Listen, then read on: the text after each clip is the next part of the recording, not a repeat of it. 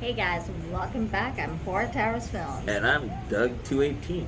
How are you doing on this Friday? I'm good. How are you? I'm doing well. How are you guys doing? It is Friday and we are recapping another episode of Big Brother Season 22 All Stars. Episode number 4. And it is the first eviction. And second HOH. Well, we've got this season's first unanimous. But we'll get to that in a little bit. But you all know Keisha and Kevin were nominated. That's true. And so won POV. So I didn't really notice any real campaigning for Enzo to use the POV on either Keisha or Enzo. That's actually true. I never saw. There was no real work in Enzo. Not that I saw, no. Like in previous seasons, like whoever was on the block would work the POV winner hard, man. A lot of the times they would, but it didn't seem like either Keisha or Enzo even try. And I think, obviously this was the last episode, but I think they kind of, Kevin, I think, kind of got that impression anyway when he'd asked him if he would play house guest choice if he got it. Yeah. And then so it kind of like that. So I think he kind of already knew. And I think Keisha probably knew Enzo may not take her off the block. Yeah. So that kind of makes sense. They both kind of knew where they stood. So I guess that's probably why they didn't really campaign. So they're still both on the block. And like Janelle was saying, she wants to try to save Keisha. Yeah. And she's saying, like other seasons, which is true, she'd be like going around yelling it from rooftops kind of thing to try to save Keisha. Yeah, that's right. And which she has done in previous seasons. What I said. She has done before. But she was saying, this season they have to kind of lay low a little bit because there are already targets, her and Kaser. And so she's thinking she kind of has to let Keisha do that. Yeah. And Keisha does have a good social game. It's just, I don't think, it's most of the other side of the house that doesn't seem to really trust her, I guess, because they see her talking with Janelle and Keisha a lot. So, and of course they're kind of on opposite sides of the house. So. There was just there was a lot of conversations back and forth. What do you think would be better if this one stayed, that one stayed? Yeah, it seemed a lot of bouncing back and forth because I think even Cody wasn't sure. Yeah. For a long time, which would be better is to should keep Keisha, should keep Kevin, and all of them seemed to kind of have their own opinions. Like some said, Keisha, like I think Danny thought she wanted to keep Keisha because she thought she'd be easier to beat. Yeah. And I think even Nicole F said that. She didn't think she was that good at competition, so she thought Keisha might be the better choice. Yeah, that's true. And then others thought, well, Kevin would be loyal to them if they saved him, and that would be an upper for them, and that Keisha looks like she's pretty close to Janelle, so she probably would stay with Janelle and Kaser, that side of the house. So it was real mishmash. It's not that often you see so many people that divided in the same alliance about who they want to keep. Well, it's kind of like we said in the previous episode. We've seen other seasons where you kind of get an idea from the feeds. Okay, it's going this way, but then it's flim-flamming back and forth. And then last night's episode kind of showed that they were trying to do the pros and cons for both. And you never really got a solid kind of consensus from how the show was edited. Not in the show, not how the show was edited. If you watch the feeds, though, it was like that for a long time. Some of them kind of bounced back and forth, but Memphis did. He wasn't sure who would be better. Like, he saw a little bit on the show.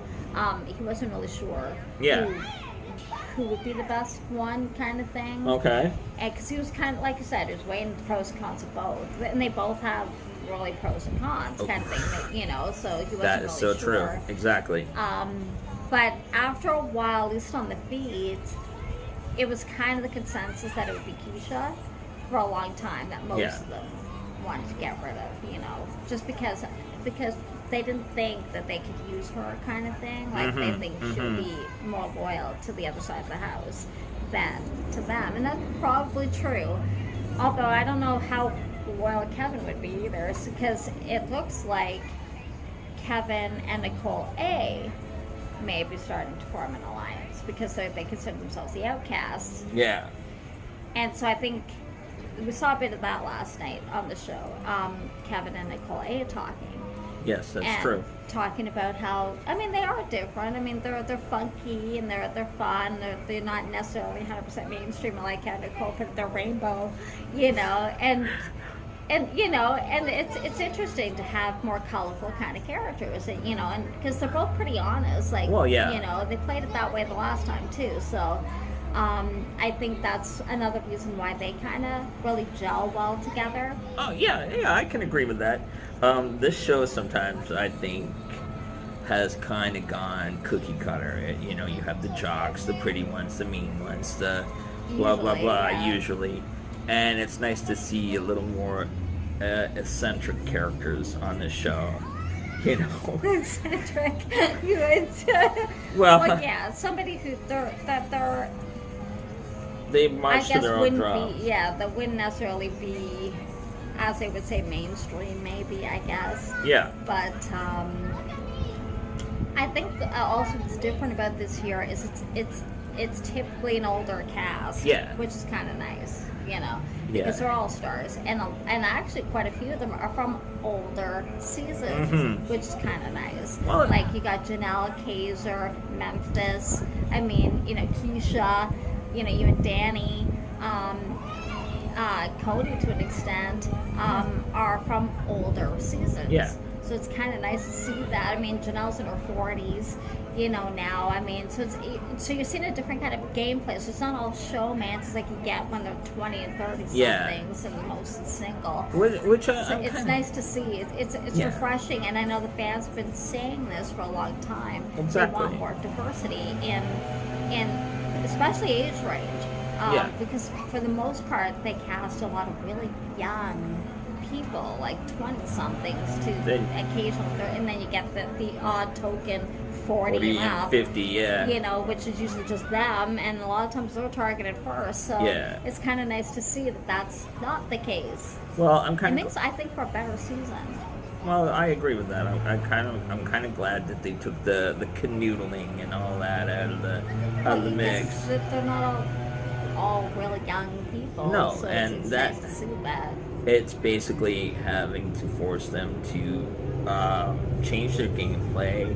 There isn't like that showman's pillow talk. Right. Well, because most of them have partners or are married. Exactly. So you don't see that. That's okay. But every season somebody was hooking up with about half the house almost, so it's kind of nice not to see that for a change. Exactly. And actually, there was another, because I actually forgot Bailey played in 2 different seasons. She played with Tyler, and I forgot about that. Because remember, we were talking about that we knew Bailey played last season, that's where she met Swaggy. But I had forgotten she had played with Tyler. Yeah, myself as well. And like, all right, I forgot about that. I think that might have been season 20, maybe. I don't think it was last season. Because I don't remember Tyler being in last season. They showed the big blow up that they had. Right, remember that? So. Because that was with Rockstar. I'm sure they talk about her daughter. That's the season Bailey was in. That's right. I completely forgot that she played with Tyler, because I thought she just played with David and Nicole. Yeah. But she'd actually played with Tyler before.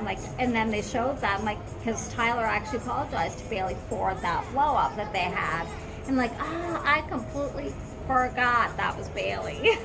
Well, it's nice to see that after there has been some time that they can actually come back and say, hey, look, I was a total jerk. Right. And, hey, I'm sorry, Yeah. Let's move past that. And, and we saw some alliances get a little bigger. Well, because remember, we were talking about yesterday that Cody and Memphis or Enzo, and that wanted to kind of branch out and Yeah. kind of like I believe it was the Renegades did. That one year it was I don't think it was the Hitmen. I think it was the Renegades did It it. was the Brigade. Oh, it was the Brigade. Sorry. That was Enzo's season. But where they kind of remember when they picked.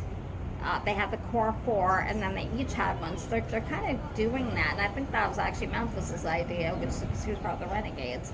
But he took kind of what they did, what the Brigade did, and so so now you've almost got this bigger alliance, but you've got these like little pockets of other duos or quads in this bigger alliance, which is interesting. See, here's the thing, though. I'm going to have to start taking down notes of, okay, who's with who and who else is with who and who's crossed with this one. Well, okay, I think if I get this, the bigger alliance as a total is Bailey, Davon, and they're a duo. Enzo, Cody, They're a duo. They're a duo, but also Cody and Nicole are a duo. Nicole F are a duo. And then you've got Christmas. I think Ian.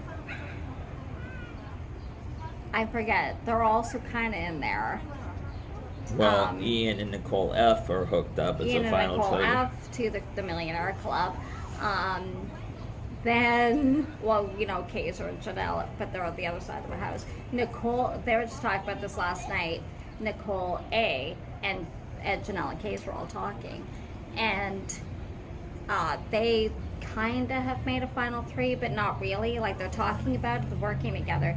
And Nicole A said to Janelle, like, does this mean we're in a final three? And Janelle said, well, it's only week 2. So, but you got to know, Janelle and Kaiser, they're going to be the ones, they're going to be the tight ones. So I think Nicole A would do good to maybe hook up with Kevin or with somebody else to be like her kind of ride or die in a way, and not just depend on them, because that's kind of what she did last year a little bit, except for Cliff. Cliff was her ride. Cliff was her ride or die. Yeah. So, but it's kind of like that. So there's like 9 on one side of the house, 7 on the other. So And they've cross-pollinated right with each now. other. But I'm not 100% sure of Ian, because remember how he played the last time? He was loyal to his alliance for a time. I think he'd be loyal to Nicole F, but he's not above switching, as we've seen how he played before. Mm-hmm. So there's a chance, who knows, he'll go with what he thinks is best for his game. So, and I think Christmas was also talking to Janelle, so I don't 100% think she might be fully with this team, the other side yet. So there's kind of little Confused things yet, here guys? that are maybe not. We'll see. But that's what it seems like right now anyway. And the only one I don't really know who he's hooked up. I don't see David really hooked David up. doesn't seem to be hooked up Up with with anybody. anybody. I think he's with the bigger group, from what I understand from watching the feeds and stuff like that. I Okay. think he's hooked up with the bigger group. I don't know. I don't think he's got like a core thing. I'm not sure about that. It doesn't look like it. But I think he's kind of with the bigger group at the moment. But I don't know if he's 100% loyal to them at this point or not. Maybe. So, like I said, it's a big, complicated mess. It usually is, though. So, but last night on the feeds, it seems like they didn't, like Janelle Kaiser and Nicole A and Kevin, I don't think they realized how many of the other side were kind of working together. And then, of course, with this vote, I think now they're starting to figure it out a bit.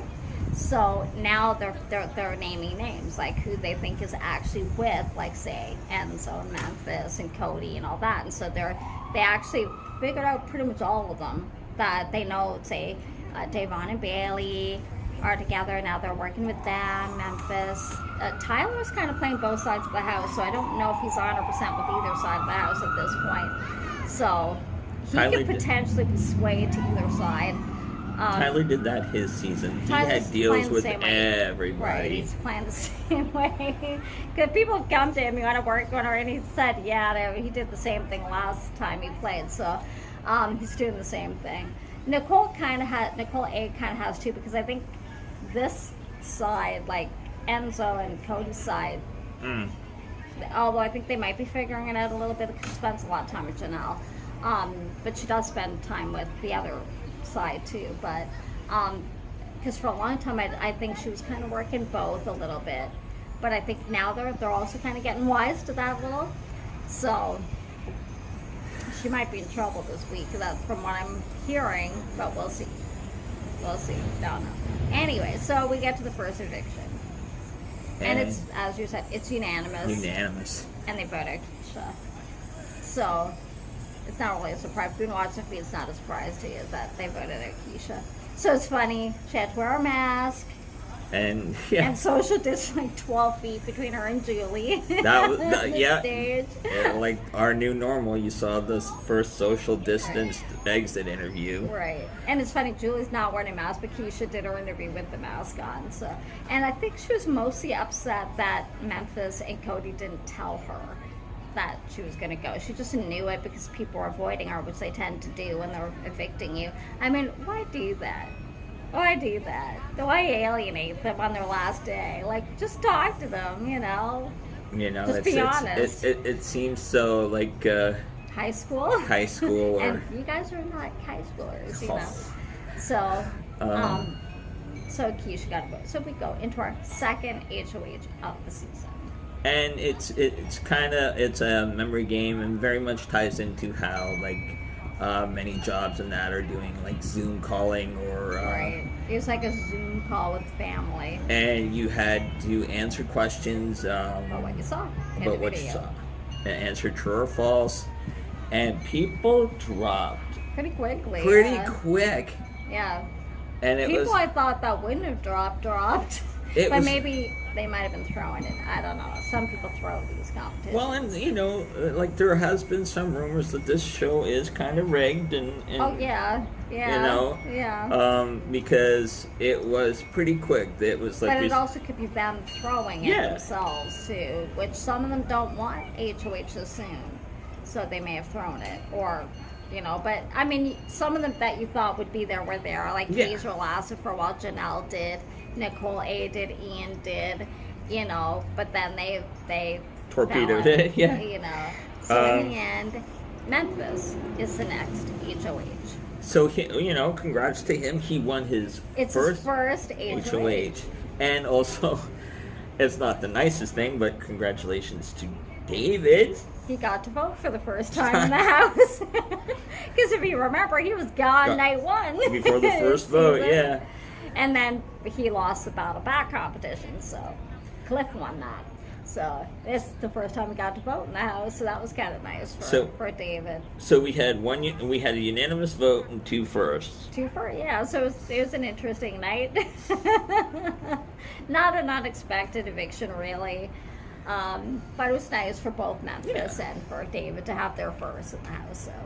Well, and I like what he said. A lot of memory games with my son River. It sure helps. That's what he was saying. Because Julie asked him, she goes, "Oh, it wasn't just like a wild guess." She goes, "No, yeah, she's been playing a lot of memory games with the son during quarantine." Yeah. So, good for you, Memphis. Yeah. Exactly. But all in all, it was an interesting first eviction. And second HOH. I'm curious to see who he's going to actually put up. Yeah, because at this point, I have no idea. Like, I know it'll be somebody from the other side of the house. Some people think it might be he'll target Kaiser and Janelle because they're on the other side of the house. They're the biggest targets on the other side of the house. But he supposedly already told them they're okay. So I don't know if he's lying to them or not. I would. Well, yeah, it's a game of lying, right? So he might be. I don't know yet, but I know a lot of people think Nicole A might be in danger. I don't know if she's that big of a target. I don't know if he wants to go after a big target at this point. True. Or not. So we'll see. See, the only reason I'd go after Kaiser is because now he can't play for the safety suite. You know, so No. See, he should go for POV though, but he can't go for safety suite. And actually, I think it was last night, Janelle was telling Nicole she needs to go for the safety suite and take Kevin and protect both of them, because at this point in the game, a lot of them are not wanting to make big moves, and going after Janelle and Case would be a pretty big move. And if one of them's going to stay, and they're capable of winning, and they're capable of turning people to their side. So see, that's the thing. The safety suite has been a good. It's proving to be an interesting wrinkle in this season. Although it seems like it's only going to be about 3 weeks. I didn't say that on the show, but that's what we're hearing. That's not going to actually last the entire season. So and it is going to be an entire season, from what we've heard. What? That the show is going to run an entire season. It sounds like it is running for 3 months, so that's good, because we weren't sure, because they didn't say. We couldn't find any if it's going to be short in the season and finish like in September, or not. But it sounds like it's a full 3 months, so it should run at least till October, near the end of October, at least, if not November. But we'll see. So fingers crossed. So. Yeah, hopefully all goes well. But it was a good episode, and thank you for joining me. Hey, thanks for having me. And thank you for being here and spending part of your Friday or Saturday, whenever you watch this, with us. Hope you enjoyed the show, and we hope you'll be here next week for the first nomination ceremony. Or the second nomination ceremony. Memphis nominees. And we'll see you then. Take care, guys. Have a great weekend, guys. Bye-bye. Bye.